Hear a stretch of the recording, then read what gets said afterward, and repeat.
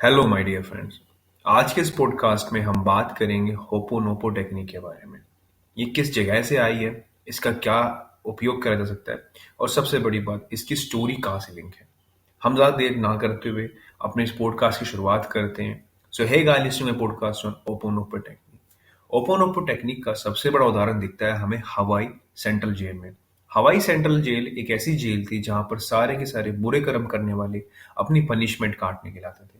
उनमें ज्यादातर psychopath, killer और काफी मेंटल ट्रॉमा से पीड़ित लोग होते थे। वहां पर किसी भी डॉक्टर का टिकना बहुत ज्यादा मुश्किल था। उन लोगों को समझने के लिए, अंडरस्टैंड करने के लिए वहां की नर्सिंग स्टाफ, पैरामेडिकल स्टाफ बड़े परेशान रहते थे। उस बीच एक ऐसे डॉक्टर की एंट्री होती है जो कि बहुत डिफरेंट था। उसका नाम था डॉक्टर हॉलैंड। डॉक्टर हॉलैंड आसपास के हवाई के एक नेचुरल थेरेपिस्ट भी थे। वो उन चीज़ों को लेके बहुत अच्छी तरह जानते थे कि क्या एक ओपोनोपो टेक्निक हो सकती है। उधर इस बीच उन्होंने काफ़ी सारी महारत हासिल कर रखी थी। वो अपने एक सिंपल तरीके से काम करते थे। वो हर एक केस की स्टडी को पढ़ते थे। हर एक पेशेंट जो परेशान था उसको अपने रूम पे जाके पढ़ते थे और कुछ भी नहीं करते थे। ना कि वो स्टाफ को परेशान करते थे, ना वो पनिशमेंट देते थे कुछ भी। ये चीज़ें सिलसिला चलता रहा। मेडिकल स्टाफ, पैरामेडिकल का जानना था कि अब ये नया डॉक्टर आया है, बट कुछ दिनों के बाद ये चला जाएगा, जैसे पहले वाले गए थे। पर चीज़ें बहुत अलग थी, जहाँ पर चीज़ें और लंबे खिंचती जा रही थी। डॉक्टर हॉलैंड ने जाना और समझा कि कैसे होपोनोपो टेक्निक का इस्तेमाल किया जाता है। जब कुछ डॉक्टरों को, जब उनके पैरामेडिकल स्टाफ को कुछ दिलचस्पी कर हुई, तो उन्होंने उससे पूछा। उन्होंने डिफाइन किया कि मैं भी ओपोनोपो टेक्निक का इस्तेमाल कर रहा हूँ।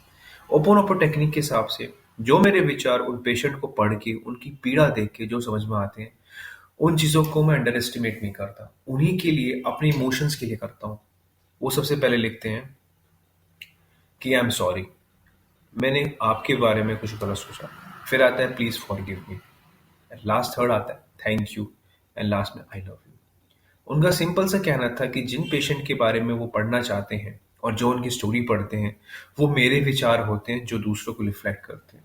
मेरी सॉर्ट ऑफ थिंकिंग ही होती है जो सामने, मेरी आंखों के सामने आती है। तो जो चीज़ नेगेटिविटी में उनके बारे में पढ़ रहा हूँ, वो दरअसल मेरे अंदर का डर है। ये अंदर की चीज़ है जो सामने रिफ्लेक्ट हो रही है। उस चीज़ को समझने के लिए, उस चीज़ को कम करने के लिए मैंने टेक्निक इस्तेमाल की। टेक्निक काफ़ी कारगर थी। कई सालों के अंदर चीज़ें बहुत दिलचस्पी चेंज होने लगी, ड्रास्टिकली। जहाँ पर काफ़ी सारे पेशेंट जो कि बहुत एग्रेसिव रहते थे, वो अब शांत हो चुके थे। चीज़ें हर एक उस हॉस्पिटल में बड़ी सिद्धांत की तरह चल रही थी। जहाँ पर माली पेड़ पौधे लगाने से भी डरते थे, क्योंकि काफ़ी सारे पेशेंट उनसे आर्ग्यूमेंट करते थे, वो चीज़ें खराब करते थे। अब वहाँ पेड़ पौधे, कई सालों से हॉस्पिटल में पेंट नहीं हुआ था, क्योंकि पेशेंट वहाँ की उन पेंटों को, उनकी दीवारें खराब कर रहे थे। पर वैसा नहीं था। चीज़ें चेंज होना स्टार्ट हुई। अपने 4 साल के करियर में डॉक्टर हॉलैंड ने बहुत कुछ चीज़ें चेंज करी और अपने आप को एक थेरेपिस्ट के तौर पे आगे बढ़ाया। उन 4 सालों के बाद वो हॉस्पिटल बंद करना पड़ा। इसलिए नहीं कि वहाँ पर सब पेशेंट खराब थे, इसलिए कि अब कोई पेशेंट था ही नहीं वहाँ पर। सारी चीज़ें अंडरस्टैंडिंग हो चुकी थी। वहाँ की पैरामेडिकल स्टाफ को भी शिफ्ट कर दिया गया। तो हम जानते हैं कि ओपोनोपो टेक्निक होती है। एक हवाई टेक्निक के हिसाब से हवाई के लोग इसे यूज करते थे। ओपोनोपो का मीनिंग होता है रिजॉल्व करेक्शन करना। जहां पर वो अपने टापू में, एक छोटे से समूह के टापू में थे, जहां पर हर एक डिस्प्यूट होना बहुत लाजमी था, चाहे वो नेबर का हो, आसपास का हो, चाहे वो कहीं का भी हो।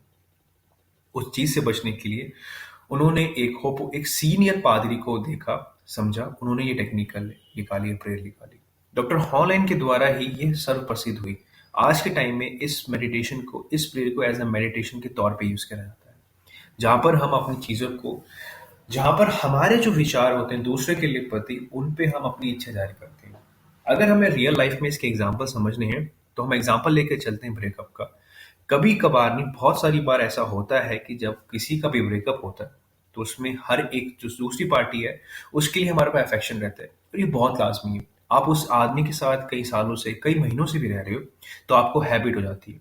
उस चीज से बचने के लिए, सॉरी, उस चीज को अंडरस्टैंड अंडरस्टैंड करने के लिए ओपोनोपो टेक्निक ऐसे इस्तेमाल करी जा सकती है कि आई एम सॉरी, मेरे जो विचार, जो मेरी इच्छाएं थी, वहां पर मैं अपने आप को प्लेस करके रखूंगा कि आई एम सॉरी, मैंने जो भी करा, जो भी अंडरस्टैंडिंग थी, उसके लिए माफी चाहता हूँ। जो मेरे से बुरा हुआ उसके लिए आई एम सो सॉरी। जो मैं आपके बारे में बुरा सोच सकता हूँ, अपने एक्स पार्टनर या पार्टनर के बारे में, उसके लिए I am sorry. Second thing, forgive me, please forgive me. जब हम फॉरगिव मी बोलते हैं तो हमारे मन में एक अच्छी चीज आती है। एज अ ह्यूमन बॉडी हमारे लिए एक नेचुरल एक्सेस, एक नेचुरल तरीका होता है किसी जुड़ने के लिए, वो होता है हग, और किसी के लिए अपनी गलती को एक्सेप्ट कर देना, जहां पर हमारा ईगो बिल्कुल शांत हो जाता है। तीसरा पॉइंट है ना, थैंक यू। जब किसी को धन्यवाद व्यर्थ करते हैं, धन्यवाद अर्थ करते हैं, उसको धन्यवाद की तरह उसको बोलते हैं, तो चीज़ें हमारे मेंटल में बहुत इफेक्ट करती हैं। और लास्ट में, आई लव यू। जब आपका पार्टनर आपको छोड़ के जाता है या फिर कुछ ऐसे सर्कमस्टांस बन जाते हैं जहां आप दोनों अलग हो जाते हैं, तो सबसे पहले आई एम सॉरी लिखिए कि आई एम सॉरी, मैंने आपके बारे में कुछ ऐसा सोचा, वैसा सोचा, प्लीज फॉरगिव मी, मुझे उस विचारों के लिए माफ कर दीजिएगा। थैंक यू, आपने मुझे उसमें विचारों में आपने मुझे माफ कर दिया। And I love you, last में आई लव यू। इन सब को बोलने से पहले अगर हम चीज़ों को विजुलाइज करेंगे, क्योंकि visualisation is more powerful than words, अगर हम बोलने से पहले उन चीज़ों को विजुलाइज करेंगे तो चीज़ें अंडरस्टैंडेबल हो जाएगी। और बहुत लाजमी वाली बात है, ये साइंटिफिकली प्रूवन है कि ओपोनोपो टेक्निक के द्वारा हमारा सेरोटोनिन और कार्डिक रिदम बहुत सेट हो जाता है। जब हम चीज़ों को फॉरगिवनेस करते हैं, हम उनके बारे में सोचते हैं, एंड आई एम सॉरी लिखते हैं, तो हर एक इंसान में एक करुणा की भावना जागती है। ये बहुत ही लाजमी चीज़ है। और सोच के देखिए कि ये चीज़ें एक ऐसे हॉस्पिटल में आजमाई गई थी जहाँ पर काफ़ी सारे पागल लोग थे और मेंटली डिस्टर्ब लोग थे। जब वो लोग ठीक हो सकते तो हमारी परेशानियां भी। आप ओपन ओपो टेक्निक तैयारी करते रहिए, अपने ट्राई करते रहिए। अगर आपको कोई चीज़ समझना है तो मेरे मैसेज कमेंट बॉक्स में जाके आप पूछ सकते हैं, मैं पूरी की पूरी समझ दे दूंगा। Thank you so much to have listening a podcast on हब ऑपर। Thank you so much. अगर आपको ये पसंद आए सब्सक्राइब करिए, क्योंकि मैं आने वाले समय में बुक समरीज, हमारे से लाइफ में जो चीज़ें कनेक्टिविटी महसूस करती है और जो चीज़ें हमारी लाइफ में वैल्यू बना सकती है, मैं इस पॉडकास्ट के द्वारा सबके बारे में शेयर करना चाहूँगा। इस पॉडकास्ट को आगे बढ़ाते हैं, हम अपनी कम्युनिटी को आगे बढ़ाते हैं। Thank you so much. शबा खैर।